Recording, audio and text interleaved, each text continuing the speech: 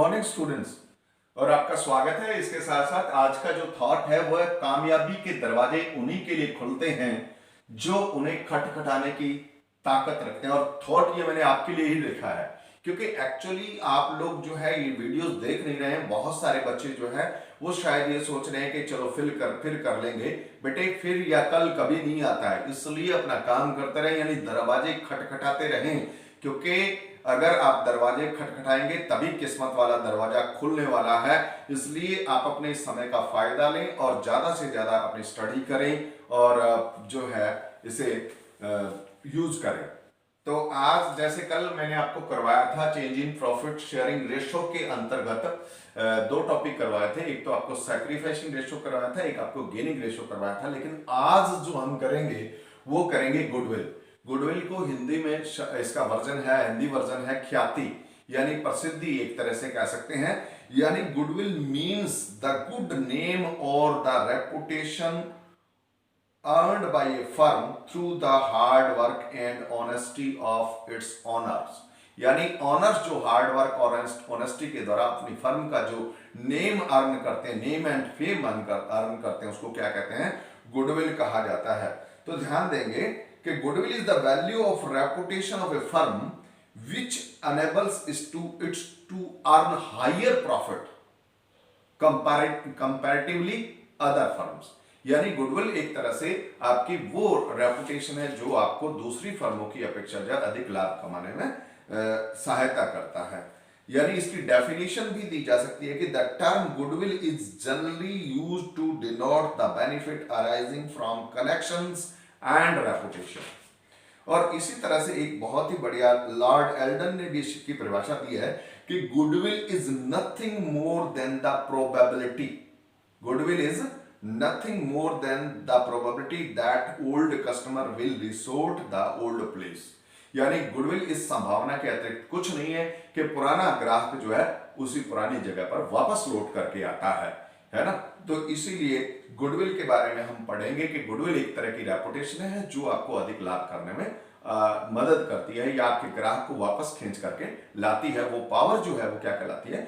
Goodwill कहलाती है। अब स्टूडेंट्स सुनेंगे पहले कि गुडविल की कैरेक्टरिस्टिक्स क्या है या फीचर्स क्या है गुडविल के। मैं आपको फीचर्स बता दूं यहां कि it is an intangible asset. Goodwill एक ऐसी एसेट्स है जिसको हम टच नहीं कर सकते हैं, जिसको हम छू नहीं सकते हैं, ना देख सकते हैं, केवल फील कर सकते हैं। यानी आप ये कह सकते हैं किसी भी शॉप पर अगर ग्राहकों की संख्या ज्यादा होती है तो आप कहते हैं क्या गुडविल है और अच्छी रेपुटेशन है उस फर्म की। और इसके बाद दूसरी it is a valuable asset. Goodwill valuable होती है स्टूडेंट्स। ये एक तरह से यानी इसकी वैल्यू की जा सकती है, इसको वैल्यू निकाला जा सकता है, लेकिन इसकी वैल्यू को निकालना थोड़ा मुश्किल है। इसकी एग्जैक्ट वैल्यू अगर आप देखना चाहते हैं तो आपको बिजनेस जब सेल करते हैं तभी पता लगता है। और उसके बाद है it is helpful in earning access profit. Goodwill जो होती है वो किस चीज में आपको हेल्प करती है? To earn more profit than other firms. और इसी तरह से its value is liable to constant fluctuation. इसकी वैल्यू जो है उसके अंदर लगातार उतार चढ़ाव आ जाता रहता है। कभी ये कम भी हो सकती है और कभी ज्यादा भी हो सकती है। और ये बात मैं पहले ही कह चुका हूं कि इसकी वैल्यू का जो पता है आपको तभी लगता है कंप्लीटली जब इसको सेल किया जाता है बिजनेस को। और it is difficult to place an exact value on goodwill. Goodwill का एग्जैक्ट मूल्य बताना बड़ा मुश्किल होता है। और इसके बाद आपका आ जाता है ओरिजिन ऑफ गुडविल कि गुडविल को या factors affecting the value of goodwill. Goodwill को प्रभावित करने वाली यानी कम या ज्यादा करने वाले कौन कौन से फैक्टर्स हैं उसके बारे में इसमें बताया गया है। पहला है कि favourable location of the business. अगर आपके बिजनेस की लोकेशन जहां भी आपका बिजनेस है वहां बड़ी फेवरेबल, जहां ग्राहकों का आना जाना रहता है और बड़ी वेल नोन प्लेस है, तो ऐसी जगह में अगर आपकी बिजनेस है तो वहां पर आपको पता है कि उसकी गुडविल जो है बहुत अच्छी होगी। और इसी तरह से एफिशिएंसी ऑफ मैनेजमेंट। अगर उसका प्रबंधक, उसके मैनेजमेंट बहुत बढ़िया है, अच्छी है, एफिशिएंट मैनेजमेंट है, तब भी गुडविल क्या होगी? ज्यादा होगी। और इसके विपरीत जो है ये कम होगी। और इसी तरह से the longevity of the business, यानी कहने वाला बिजनेस जितना ही पुराना होगा, जितना ही लंबा बिजनेस होगा, लंबे समय से चला आ रहा होगा, उतनी ही उसकी रेपुटेशन या गुडविल जो है वो ज्यादा होती है। और नेचर ऑफ गुड्स, देखिए गुड्स की भी नेचर के ऊपर गुडविल प्रभावित होती है कि अगर आपके द्वारा सेल की जाने वाली जो गुड्स हैं वो एक तरह से डेली रिक्वायरमेंट के लिए गुड्स हैं, if the business deals in goods of daily use, तो डेली यूज की गुड्स अगर सेल करते हैं तो उसकी गुडविल ज्यादा होगी, और ऐसा गुड्स अगर सेल करते हैं जो यदा कदा ही सेल होता है तो वहां गुडविल कम होती है। इसके बाद पोजीशन ऑफ लाइसेंस, देखिए अगर आपके पास जो बिजनेस आप कर रहे हैं उसका अगर आपके पास लाइसेंस है या कोई अदर जो उसके अंदर जरूरत होती है, डॉक्यूमेंट्स की जरूरत होती है, वो अगर आपके पास है तो आपकी गुडविल जो है वो ज्यादा होती है।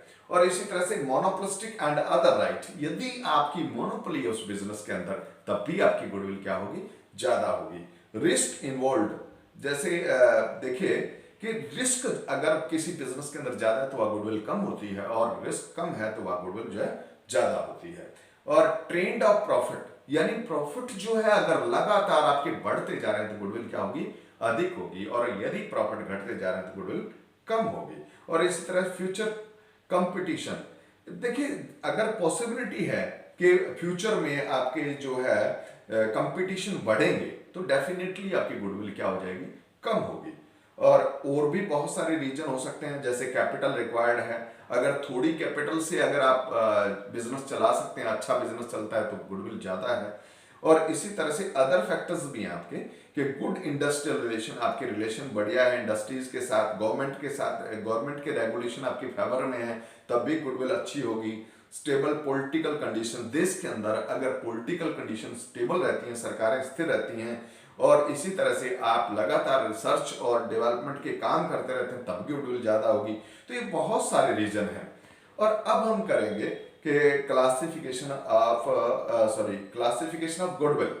तो गुडविल जो होती है उसको भी क्लासिफाई किया जाता है, दो तरह की गुडविल होती है, एक तो होती है परचेज्ड गुडविल और दूसरी होती है सेल्फ जनरेटेड या इसको इनहेरेंट गुडविल कहा जाता है। परचेज्ड गुडविल यानी यदि आपने किसी दूसरे की गुडविल को खरीदा है तो परचेज्ड गुडविल होगी, और जनरेटेड गुडविल यानी आपने खुद उसको अर्न किया है, खुद बनाया है, तो वो आपकी जनरेटेड गुडविल होती है। देखिए परचेज्ड गुडविल क्या होती है, purchased goodwill is the goodwill which is acquired by making a payment, जिसके बदले में आपने पेमेंट किया है। For example when A business is purchase, जब आप कोई चलता हुआ बिजनेस खरीदते हैं तो साथ में क्या करते हैं, आप उसकी गुडविल भी परचेज करते हैं। अब देखिए परचेज्ड गुडविल के फीचर क्या होते हैं कि परचेज्ड गुडविल जो है it arise on purchase of business, ये कब होती है, जब कोई बिजनेस आपने परचेज किया है। It is recorded in the books of account because consideration is paid for it. एक बात का और ध्यान रखें जो कि बहुत ही स्पेशल है कि परचेज्ड गुडविल को हम बुक्स में एंटर करते हैं, उसके लिए हम एंट्री बनाते हैं क्योंकि इसके लिए हमने अमाउंट पे किया है, कंसिडरेशन दिया है, यानी परचेज गुडविल को ही रिकॉर्ड किया जाता है। It is also shown in the balance sheet as an asset, इसको हम बैलेंस शीट में एसेट के रूप में दिखाते हैं। और इट इज अमोर्टाइज्ड, यानी इस पर डेप्रिसिएशन भी लगता है over it's useful economic life, यानी जितना इसका इकोनॉमिक लाइफ है उसके दौरान इसको जो है डेप्रिसिएशन भी लगाते हैं। सेल्फ जनरेटेड गुडविल या इसको हम बोलते हैं inherent goodwill, it is internally generated goodwill which arise from a number of characteristics or attributes which an ongoing business possesses। कहते हैं the following are the important feature, इसके भी फीचर बता रहा हूं मैं आपको। It is internally generated over a long period of time, यानी लंबा समय इसमें लगता है आपको जनरेट करने में। और true cost can not be placed on this type of goodwill, इसकी सही कीमत हम नहीं बता सकते। Its valuation depend on the subjective judgement of the valuer, valuer के ऊपर डिपेंड करता है। और as per the accounting standard 26 यानी ES, तो देखिए as per accounting standard 26 it is not recorded in the books of account because consideration in money or money's worth has not been paid for it। ये जो आपकी self generated goodwill होती है, इसको books of account में नहीं दिखाया जाता है।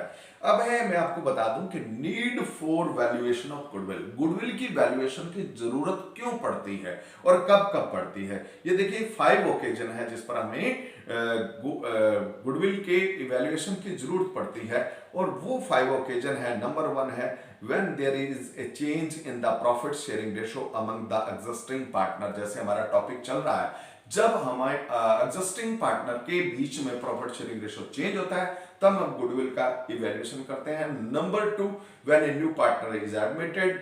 Number 3 when a partner retire. और number 4 when firm is sold, firm is sold.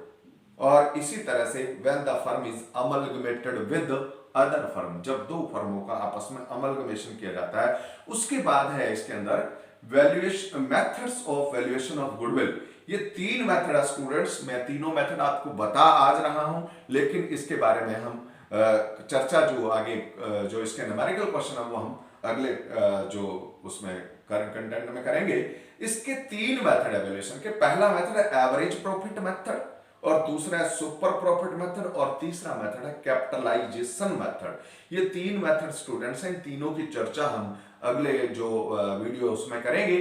Thank you. और लेकिन एक बात का ध्यान रखिएगा, ये आपने सभी चीजें करनी है। ये जो आपका पोर्शन मैंने आपको बताया है इसको नोट डाउन करना है और अच्छी तरह से इसको ध्यान में करना है, ताकि आपको आगे न्यूमेरिकल क्वेश्चन बढ़िया तरीके से समझ में आए। ओके, धन्यवाद।